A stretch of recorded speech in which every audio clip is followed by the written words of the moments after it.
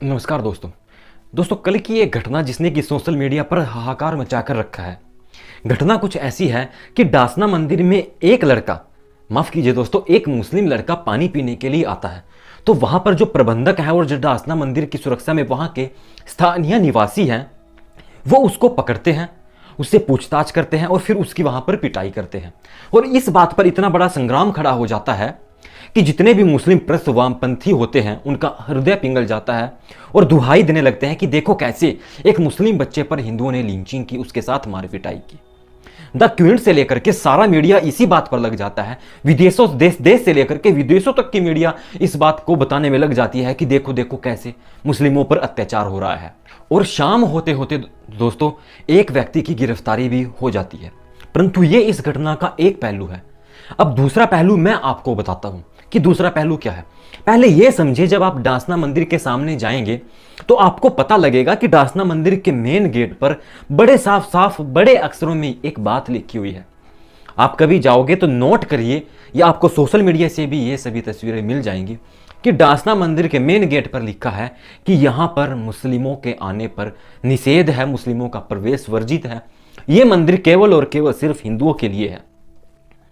तो जब उस लड़के को यह पता था कि इस मंदिर में मेरा जाना खतरे से खाली नहीं है, पहले से ही वार्निंग दे रखी है कि यह मंदिर केवल हिंदुओं के लिए है, मुस्लिमों का जाना निषेध है, अगर मुस्लिम अंदर जाता है तो उसकी सुरक्षा की कोई गारंटी नहीं है, तो क्यों वो मुस्लिम लड़का अंदर गया? क्या उसने वो बोर्ड नहीं देखा? क्या उसको लिखना पढ़ना नहीं आता था? अब बहुत से मेरी इस वीडियो पर यह सवाल भी करेंगे कि वो पानी पीने के लिए ही तो जा रहा था।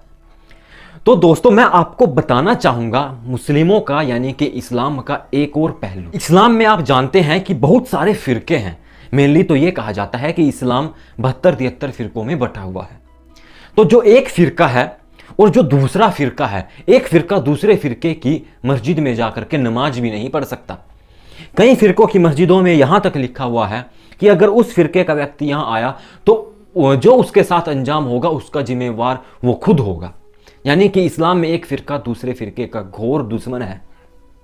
वहां पर इस्लाम नहीं बोलता, वहां पर ना द क्विंट बोलेगा, वहां पर ना वामपंथी मीडिया बोलेगी और ना ही तथाकथित सेक्युलर मीडिया बोलेगी। सबको सांप सूंघ जाता है। वहां पर वे क्यों नहीं बोलते हैं? क्योंकि वहां पर जो बात हो रही है वो मुस्लिमों के विरुद्ध बात हो रही है, हिंदुओं के विरुद्ध बात नहीं हो रही है। वहां पर यह घटना का कवरेज करेंगे, वहां पर यह बोलेंगे जहां पर हिंदुओं को आघात पहुंचाना उनकी सबसे बड़ी जिम्मेवारी होगी। ये सिर्फ उसी घटना को कवरेज करेंगे। तो जो लड़का वो डासना मंदिर में गया था उसको उस बोर्ड पे लिखा हुआ साफ साफ पता लग जाना चाहिए था कि जैसे हमारे यहां मुस्लिमों के यहां काफिरों की जो वैल्यू है, जो बेइज्जती वहां पर काफिरों की जाती है इस्लाम के अंदर, उस पर यह चुप है। परंतु अगर हमने इस्लामिक आतंकवाद के खतरे को देखते हुए डासना मंदिर पर यह बोर्ड लगा दिया कि यहां पर मुस्लिमों का निषेध है, तो भाई आप वहां मत जाइए।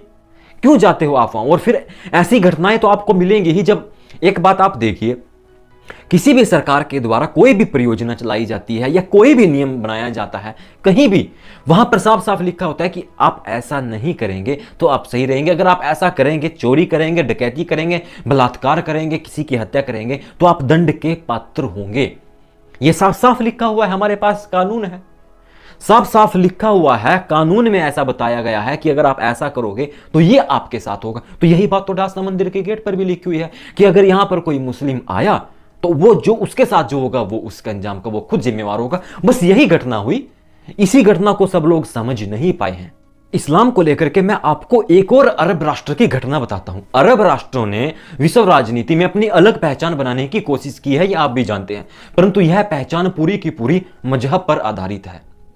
इस कारण अरब और इस्लाम में कोई भेद कर पाना मुश्किल है। एक भी मुसलमान यह बताने में असमर्थ रहता है कि अरबी पहचान किस तरह इस्लामी पहचान से भिन्न हो सकती है। पहचान के तत्वों की छाप दूसरे के दिमाग में उभरने की प्रक्रिया को सुनील बडेरा प्रकरण से समझी जा सकती है। क्या है ये सुनील बडेरा?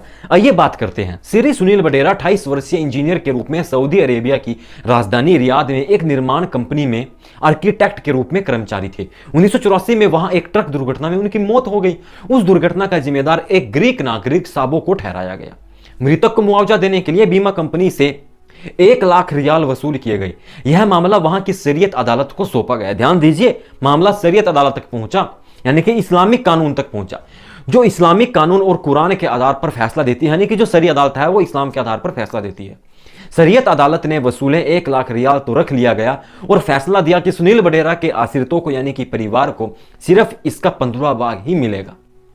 इस पर यह कहा गया कि बडेरा एक काफिर था, उसके जीवन का मूल्य इस नगण्य राशि से अधिक न था।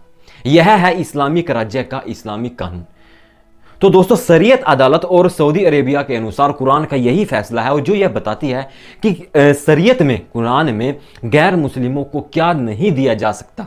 इस्लाम की पहचान एक तोड़ने वाले मजहब के तौर पर की जाती है। यह कभी भी इंसान को एक इंसान से नहीं मिला सकती और ना ही एक होने दे सकती है। इस्लाम सारी दुनिया के इंसानों को मिल्लत और कुफ्र के नाम पर बांटता है। जो मिल्लत में है वे मुसलमान है और जो मिल्लत में नहीं है वो कुफ्र है, यानी कि काफिर है। इस्लाम सारी दुनिया को भी दारुल इस्लाम और दारुल हर्ब के नाम पर बांटता है। जहां मुस्लिम शासन है वो दारुल इस्लाम कहलाता है और जहां मुस्लिम शासन नहीं है वो दारुल हर्ब। कुरान आदेश देती है कि जैसा भी हो दारुल हरब यानी कि गैर मुस्लिम देशों को दारुल इस्लाम में लाओ, दारुल हरम में लाओ, गैर मुस्लिमों को भी मुसलमान बनाओ। इस कारण इस्लाम किसी गैर मुस्लिम के प्रति न सहिष्णु है, न उदार है, न ईमानदार है, न नैतिक है, न न्यायप्रिय है। अरब की अदालत का फैसला इसका उदाहरण है कि किस तरह मृतक का मुआवजा तो दोषी और बीमा कंपनी से पूरा वसूल लिया गया, परंतु शरीयत के अनुसार गैर मुस्लिम होने के नाते उसके आश्रितों को सिर्फ अल्प भाग दिया गया। तो ये इस्लाम है, यही कानून है। और ये सारे आज बात कर रहे हैं डासना मंदिर की, जिसमें एक मुस्लिम लड़के को अंदर जाने से उसको पीट दिया गया। अगर यही बात किसी मस्जिद में एक का फिरका दूसरे फिरके में कर दिया होता तो उसकी गर्दन अलग हो जाती, या फिर एक काफिर किसी मस्जिद में जहां पर मना किया गया हो आने के लिए, या वहां पर कर देता। या आप ये लगा लो कि मक्का में, काबा में कोई गैर मुस्लिम चला जाए तो क्या हाल होगा। तो ये सब बातें हैं जो विचारणीय हैं, जिनका विचार करना बहुत जरूरी है। तो दोस्तों, आज की वीडियो में इतना ही। वीडियो अच्छी लगी हो शेयर जरूर करना, चैनल पर नहीं हो तो सब्सक्राइब करना बिल्कुल भी ना भूले। जय हिंद, जय भारत, जय आर्य, नमस्ते जी।